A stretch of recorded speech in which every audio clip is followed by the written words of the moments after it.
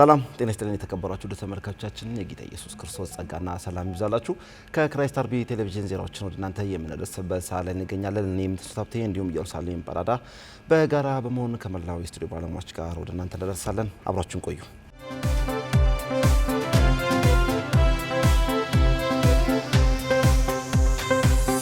ወደ ዝርዝር እናልፋለን። ዓመታዊ የእናቶች ኮንፈረንስ በክራይስት አርሚ ዓለም አቀፍ ቤተክርስቲያን አዲስ አበባ በታላቅ ድምቀት ተከናወነ። በዘንድሮ ዓመት ለስድስተኛ ዙር በተካሄደው የእናቶች ኮንፈረንስ በርካታ እናቶች ከተለያዩ የሀገሪቱ ክፍል በመምጣት በክራይስት አርሚ ዓለም አቀፍ ቤተክርስቲያን በመገኘት የእግዚአብሔር ጸጋ መካፈልም ችለዋል። በዕለቱም የእግዚአብሔር ሰው ነብዩ ጩፋ የእግዚአብሔርን ቃል ያካፈሉ ሲሆን ከመጽሐፍ ቅዱስ ክፍል አንደኛ ሳሙኤል ምዕራፍ 1ን በመጥቀስ ከጸለይነው በላይ እግዚአብሔር ይመልስልናል በሚል ርዕስ የእግዚአብሔር ቃል በኃይልና በስልጣን አካፍለዋል። ሀና የጸለየችው ለልጅ ብቻ ሲሆን እግዚአብሔር ግን የመለሰላት አገልጋይ የሆነ ሳሙኤል ነብይ አድርጎ በመስጠት እንደሆነ አስረድተዋል። እግዚአብሔር በምንለምነውና በምንጠይቀው ነገር የሚገደብ ሳይሆን እርሱ ባለጸጋ ሁሉ በሁሉ የሆነ አምላክ ነው ብለዋል። በዕለቱም ነብዩ ጩፋ በዘይት ለእናቶች በመጸለይም ጸጋን አካፍለዋል። በተጨማሪም በተለያየ አጋንንታዊ እስራት ውስጥ ላሉ እናቶች ነብዩ ለመፈታት ጸልየዋል።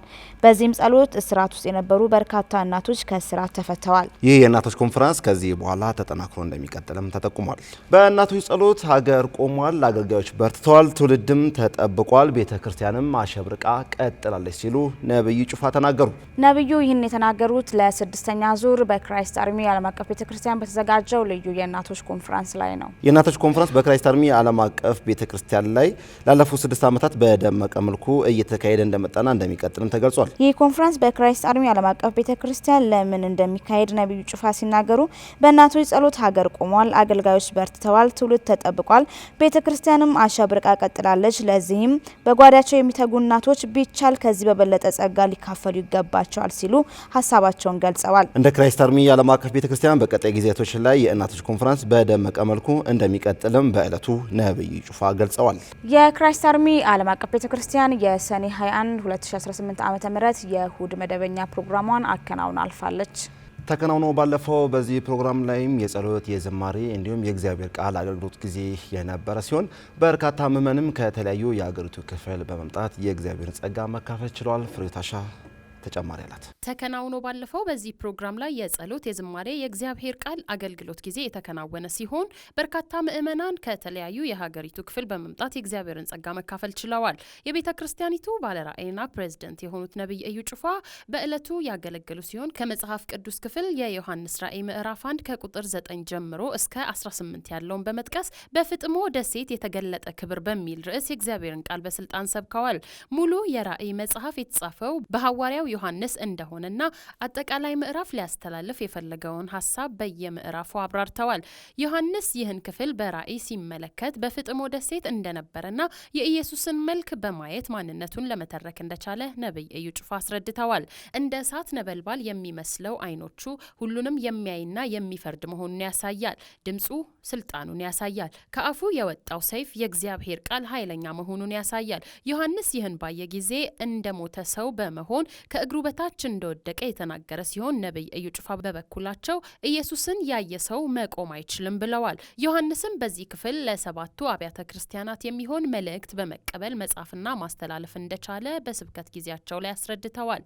ዮሐንስም ከመታሰሩ በፊት ወንጌልን በመስበኩና የጣዖትን አምልኮ በመቃወሙ ምክንያት ፖለቲካዊ ተጽዕኖ እንደደረሰበትና በወቅቱ በሮማውያን ወታደር ለእስር እንደበቃ ገልጸዋል። በመጨረሻም የመልእክቱ ሐሳብ በመከራ ውስጥ ለነበሩ አማኞች ተስፋና ጽናትን የሚሰጥ ሲሆን ዋነኛ መልእክቱ ኢየሱስ ከሁሉም ይበልጣል፣ ያሸንፋል፣ ያመኑትም ከእርሱ ጋር በመሆን ድልን ይቀዳጃሉ የሚል ነው ሲሉ የዕለቱን የስብከት ጊዜያቸውን አጠቃለዋል። በተያያዘ ዜና ሰኔ 21 በነበረው በክራይስት አርሚ ዓለም አቀፍ ቤተክርስቲያን መደበኛ የፕሮግራም ጊዜ በርካታ ሰዎች ከአጋንንት እስራት ተፈተዋል። ዕለተ እሁድ በክራይስት አርሚ ዓለም አቀፍ ቤተክርስቲያን አዲስ አበባ አጥቢያ በነበረው መደበኛ አገልግሎት በርካታ ቁጥር ያላቸው ሴትና ወንዶች ከተለያዩ አጋንንታዊ ተጽዕኖ ነጻ ወጥተዋል። የእግዚአብሔር ሰው ነብዩ ጩፋ በእስራት ውስጥ ያሉ ሊፈቱ ይገባቸዋል በማለት በእስራት ውስጥ ያሉት እንዲፈቱ በሚጸልዩበት ወቅት እርኩሳን መናፍስቶች ከሰዎች ውስጥ እየጮሁ ራሳቸውን አጋልጠዋል። ነብዩም እነዚህን እርኩሳን መናፍስቶች ከሰዎች ውስጥ እንዲወጡ በማዘዝ ከድግምት፣ ከመተት፣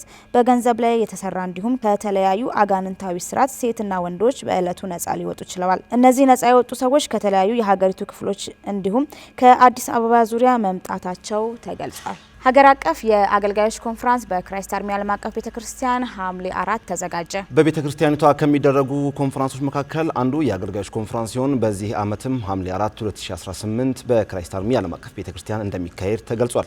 የ2018 የአገልጋዮች ኮንፈረንስ ነብይ እዩ ጩፋ ከእግዚአብሔር በተቀበሉት ምሪት አማካኝነት እንደተዘጋጀ ነብይ እዩ ጩፋ አስታውቀዋል። ለሚቀጥለው ዘመን የወንጌል ባላደራ ኃያላን የሚነሱበት ኃይልን የማስታጠቅና የመቀበል ኮንፈረንስ እንደሆነ ተናግረው ጥሪ ያላቸው አገልጋዮች እንዲሳተፉ ነብይ ጩፋ ጥሪ አቅርበዋል። በዚህ የአገልጋዮች ኮንፈረንስ ላይ በሀገር ውስጥና ከሀገር ውጭ የሚገኙ ከ3000 በላይ አገልጋዮች እንደሚገኙም ይጠበቃል። ታላቅ የሆነ የመንፈስ ቅዱስ እንቅስቃሴ በኢትዮጵያ ውስጥ እንደገና እንደሚነሳ የተጠቀሰ ሲሆን አገልጋዮች በዚህ ኮንፈረንስ በሀገር ውስጥም ሆነ ከሀገር ውጭ ያሉ በቤተ ክርስቲያን ውስጥ በሁሉም ዘርፍ የሚያገለግሉ አገልጋዮች በመምጣት የእግዚአብሔርን ጸጋ እንዲካፈሉም ጥሪ ቀርቧል። በዕለቱም ነብይ ጩፋ የሚያገለግሉ ሲሆን እጅ በመጫን ጸጋን የማካፈል አገልግሎትና የህይወት ተሞክሯቸውን እንደሚያካፍሉም ተመላክቷል። አገልጋዮች ከጠዋቱ 12 ሰዓት ጀምሮ ተገቢውን አለባበስ በመልበስ መጽሐፍ ቅዱስና ማስታወሻን በመያዝ እንዲገኙ ጥሪ የቀረበ ሲሆን አስፈላጊውን መረጃ በቤተ ክርስቲያኒቱ የስልክ መስመሮች በመደወል ማግኘት እንደሚችሉ ተገልጿል።